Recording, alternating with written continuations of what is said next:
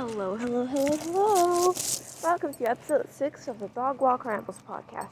Today is the 1st of March 2024. I'm your host, Lepidoptera, using they, them pronouns. Today's fun fact is that magenta isn't a real color.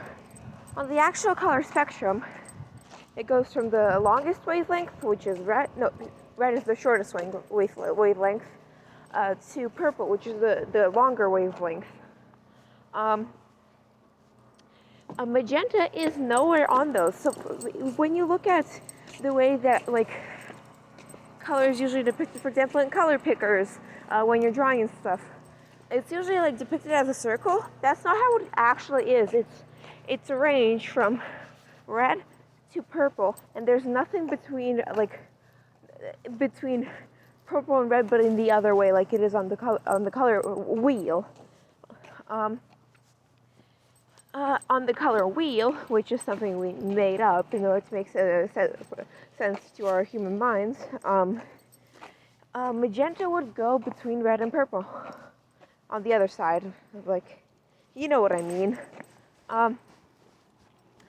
That can't do it with actual color spectrum. So magenta isn't a real color. It's a real color in the sense that it's a random color that our brains decided to make up to separate between two the different types of the same colors.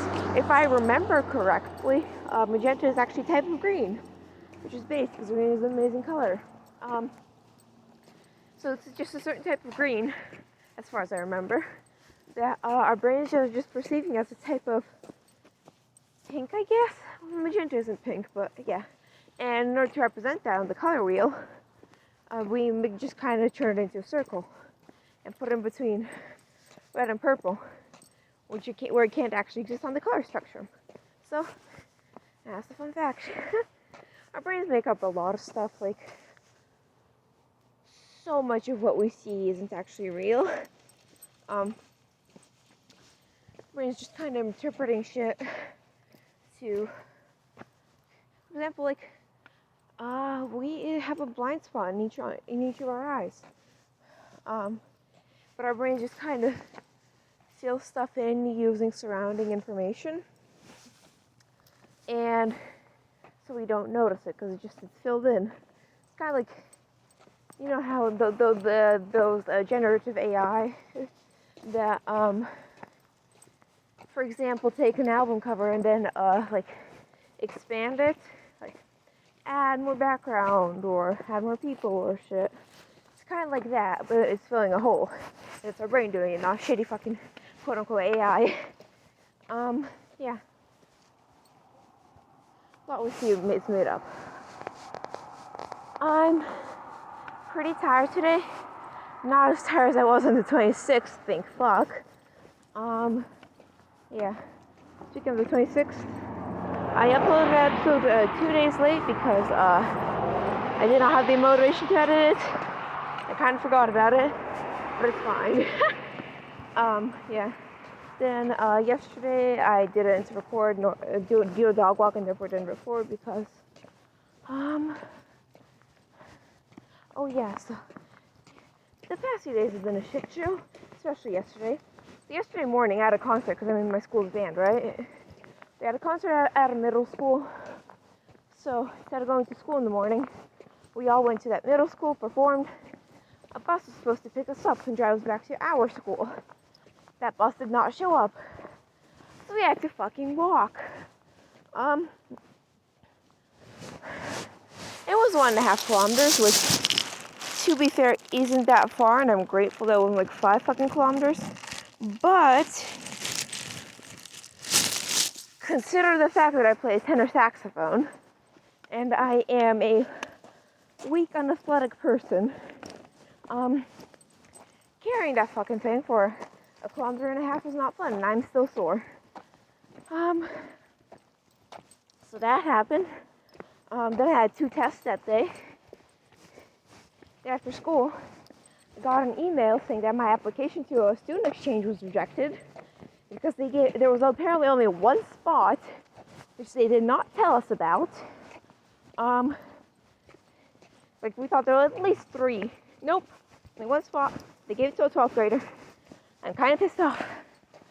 Oh well, because this is next year. That 12th grader's not going to be in fucking school anymore, mate. Oh well. And then I spent 4 hours making cinnamon buns, which were really fucking delicious. Holy shit. Because my mom was returning after a month of being on vacation, which is the longest she's been away for a really long time. So yeah, a lot of stuff happened. My mom returned to school, and then today I had 3 tests. Why did I have so many tests? This is insane.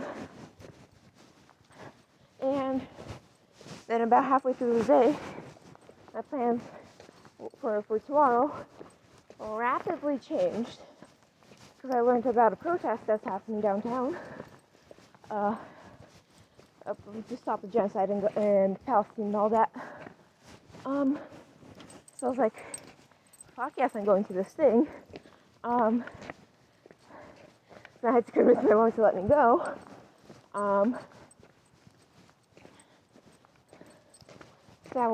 So now I'm going there tomorrow. The only reason I'm even mentioning this here because nobody's listening to this right now. At least not at a time when this is relevant. Probably. Like, it's usually a bad idea to mention you're going to a protest on social media. But it's fine here. Nobody's listening to this. Yeah. Hopefully I don't die. Not that I would, I don't know why I would die, but still kind of nervous, isn't it? Oh, there's a bus.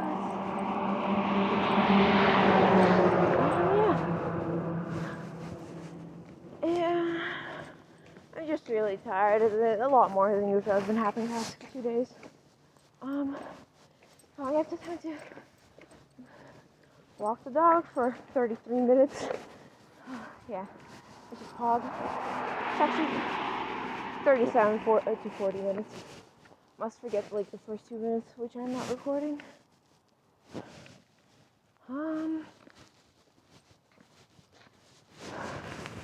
99% chance there won't be an episode tomorrow. Actually, make that 100. There will not be an episode tomorrow. I'm going to be dead on my feet because I'm going to be in excruciating pain after the protest. I have chronic pain. His dog walks already pretty bad. I'm not really excited to find out what it's going to be like walking for a few hours straight, but it's fine. I'll handle it. Fine place to sit, not shit. Fine place to sit. I'll be fine. Yeah.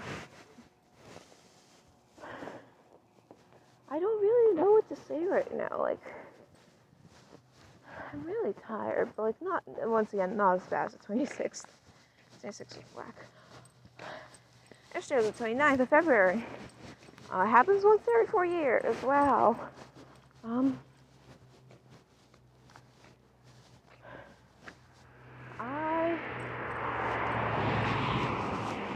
Second, I'm doing some quick maths in my head. 20, 16, 10, 8.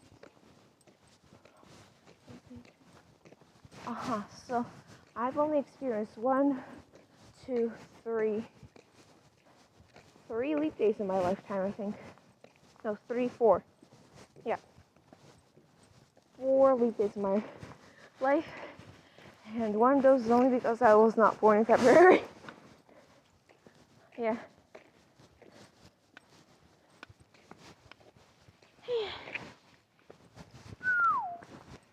Fathom. I've been rewatching Amphibia lately. Amphibia is so fucking cool. I love it so much.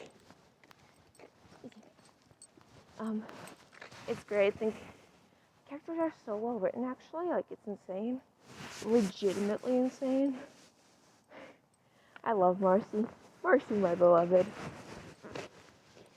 I'm grinning right now. I love her so much. She's so silly. She's just like me, for real, for real. Yeah, because my YouTube started recommending me like compilations of Amphibia, like Sasha Waybright, Suffering for 22 Minutes was one of them, I think. That one was funky. And I just watched a few of them. I was like, man, I should rewatch Amphibia. So then I started rewatching Amphibia. But that watching/rewatching things means reading fanfiction. So more applies to rewatching things because it means I can read fanfic while watching the thing. Well, not like exactly while, but like before I finish watching it. Because usually when I start a new piece of media, whether it be a book, a podcast, or a movie, TV show, whatever the fuck, I have to wait until it's over to read fanfiction. But because like I don't want spoilers, obviously, I need context. The need for context was why I even listened to Malevolence in the first place. Oh. Well, I'll finish this and then I'll talk about Malevolence. So when I'm rewatching stuff, I already have full context, so I can just read fanfiction because I already know what's happening. And sure, I don't remember all of it, but like it still clicks in my mind because I already know like all the twists and turns and shit, and how it ends. And yeah, so it's the best of both worlds. Right, Malevolence. The only reason I started listening to Malevolence was, you guys know hermitcraft and my the adoration for it. Well, there's hermitcraft fanfiction, which I'm sure I've mentioned by now. The semi-popular thing in hermitcraft fanfiction is writing cannibalism. Explicit, gory cannibalism. This because Scar and Cub are canonically cannibals. Beloved Good Times with Scar casually offhandedly mentioned it in season 5. It's like, oh yeah, me and Cub are cannibals, we eat people. So I was like, and not me, not I was like, but like the fan was like, okay, chill. And now there's a lot of cannibalism fanfiction. Don't know why I read it, but I did, and I kind of got hooked. Now, oh my god. I just think cannibalism is really great in fiction, because like, sure, it can be used as a metaphor for like deep extreme love, and I am like 90% sure that gay cannibalism is more gay than gay sex. I 100% mean that, because gay sex is boring. Gay cannibalism is it's less boring because it's atypical. I'm also asexual, so sex is boring. Like, what the fuck is up with it? What are you guys doing? It's literally doing the same thing over and over. What's the fun in that?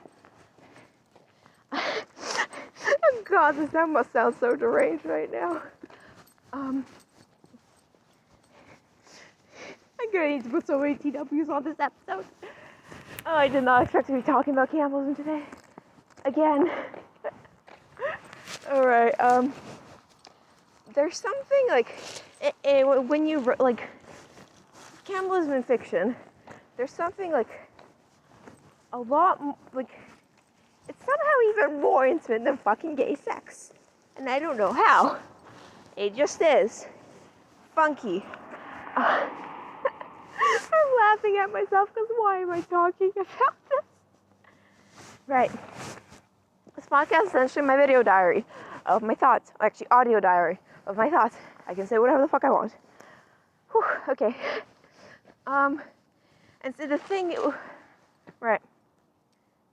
And the thing with... Because, like, this is... With hermitcraft cannibalism fanfiction. Oh, I'm gonna save the realistic Minecraft rant for another day. As I keep saying, it will happen one day because I love talking about it. I just need to dedicate a whole episode to it, and I need to be in a mood to talk about it. Because it's a lot.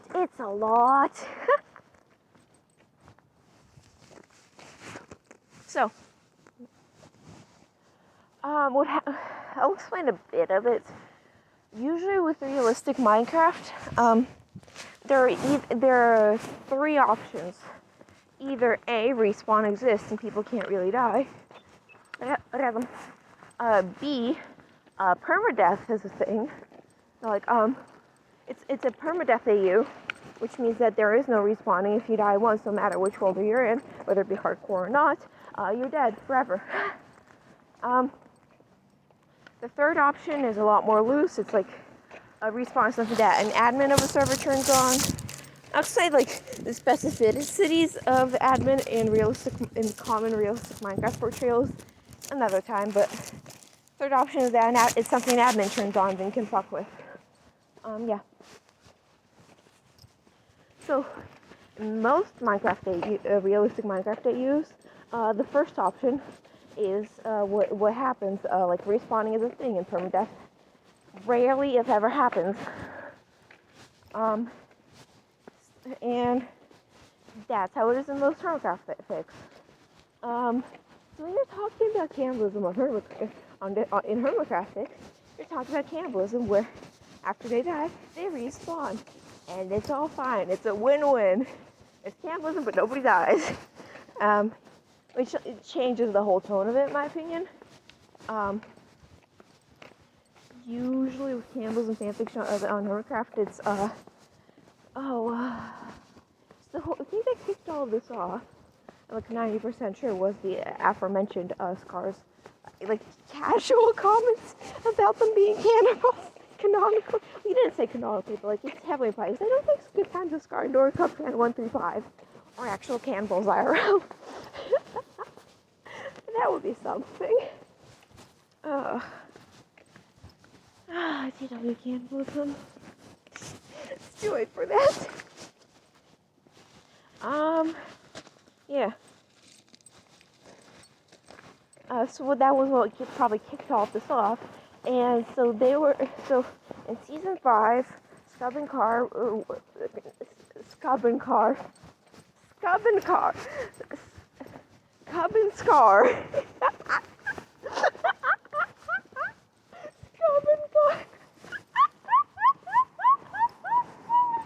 Oh man. Reminded to my future self, who's playing on Minecraft Championship Island right now on Parkour Warriors Dojo, course 1.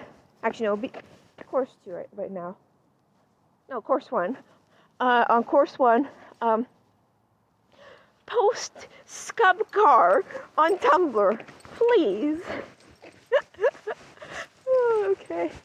Right. So in season 5, Scar and Cub were part of this thing called Convex.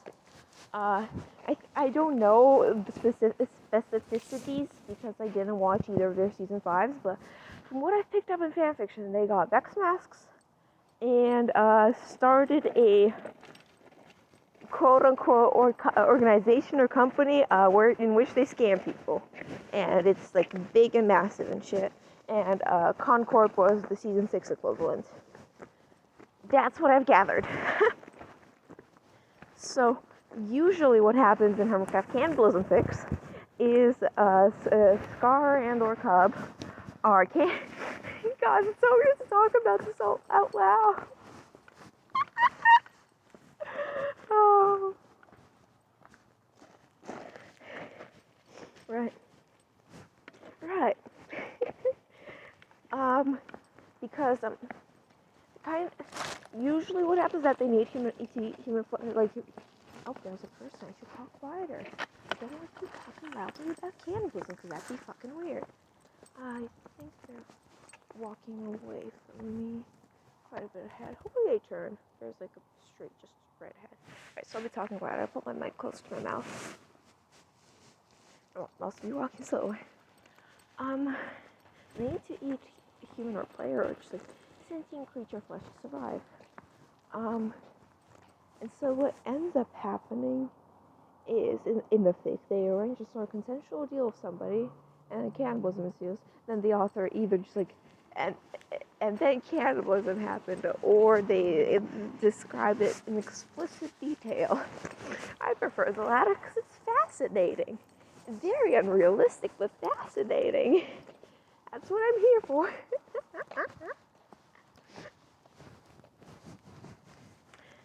my spiciest fanfiction preference. And it's great. Yeah. Usually green is involved because, Hermitcraft fandom fucking loves Desert Duo. It's a bit out of hand, but what can I say? I also love Desert Duo. I also love Waffle Duo. Desert Duo is Sakar and green, and Waffle Duo is Mumbo and green. I'm a green maid. Don't at me. Yeah. And, yeah, so there's this one fic series that's really good. It's really easy to find. Just go to the Hermitcraft tag and filter in cannibalism, sort by kudos, and turn off any permanent tag filters you have, just in case. I don't know which ones you have. Hypothetical person.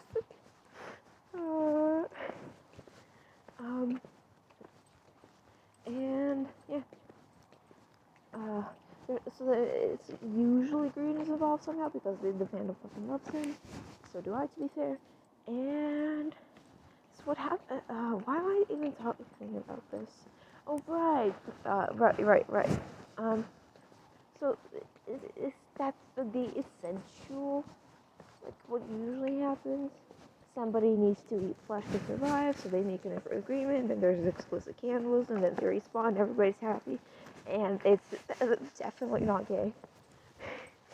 I don't personally read it as gay, but it's like I read it as gay in the non-romantic sense, if that makes sense. I don't really like romance.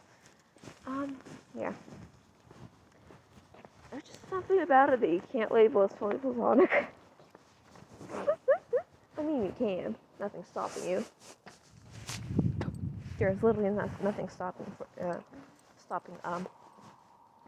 two friends from having gay sex, for example, which is sex in general. It doesn't have to be gay, but so there's nothing stopping two friends from eating each other in a world where respawning exists. Yeah. And so, because I read every single fic in the Hermitcraft and Life series tag that has the tag cannibalism on it, I'm low-key obsessed with it. I think it's really good and fascinating, and is like the perfect twist on it. Usually, like, no, it's Hermitcraft fanfiction is not wholesome. It is not. Have you seen the Coding Compendium, for example, or fucking Hungry You? Have you seen Hungry You? That is not wholesome nor fluff. That is just a guy trying to kill himself. Oh, Hungry You is fucking great. I love Watch Ranks so much, wholeheartedly. So because I read every single fic in both the Hermitcraft Life series tags and cannibalism, with both those tags under, I'm low-key obsessed with it, right? And so I have a group chat with a few other of my IRL friends who write fanfiction.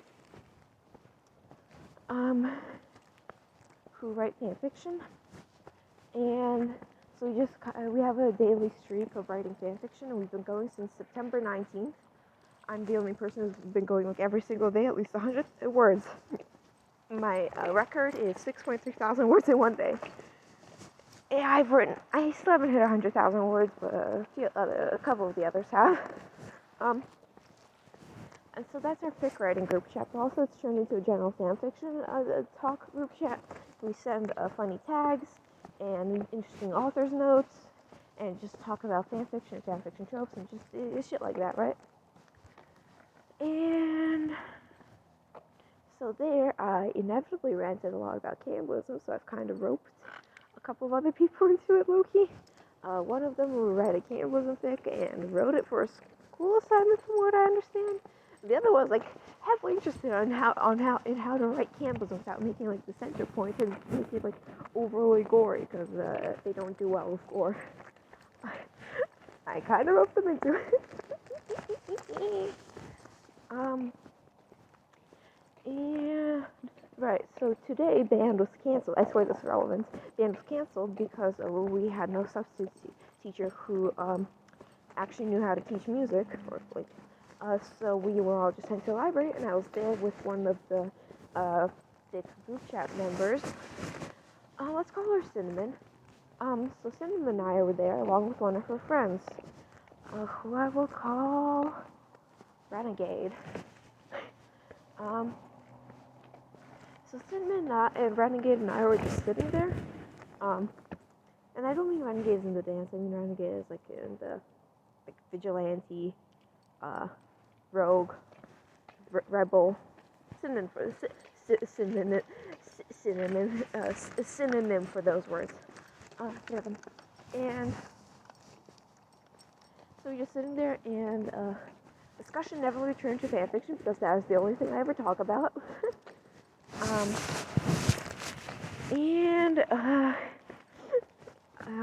It inevitably, once it turned to fanfiction, inevitably it turned to cannibalism because Cinnamon and I were talking, and that's kind of what happens, because that's kind of what happens. And I may have gone on like a bit of a rant about cannibalism, and then I ruined two people's perception of me.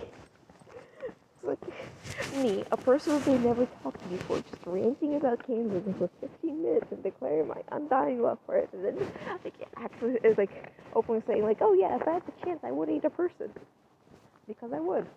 If I had the chance, there would be no legal repercussions and it was consensual, I would eat a person. Like, why not? It's a new experience. Sure, I might die because humans are like, human bodies aren't like meant to eat other people. Because like there's a lot of diseases that you can get from eating human flesh, but I don't care. It'd be an interesting experience. And it's not because of the aforementioned gayer than gay sex thing, but no, it just sounds fascinating. There were nothing stopping me.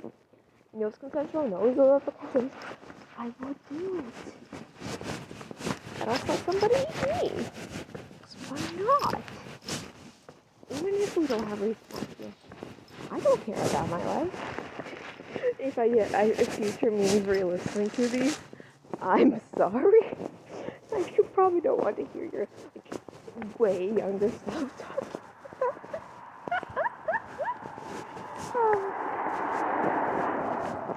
Yeah, so Cassie mentioned it, they're like, what?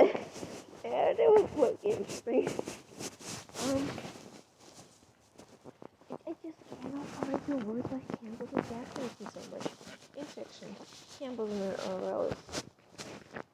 more morally gray, but in fiction it's fucking great.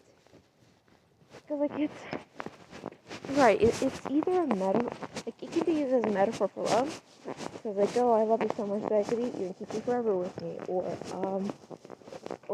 it could be loving somebody means giving everything to them, including like your actual literal self. And yeah, I don't really like either of those interpretations, because that's like, that distracts from the cannibalism and turns into a metaphor, and I don't really like it. I fucking hate it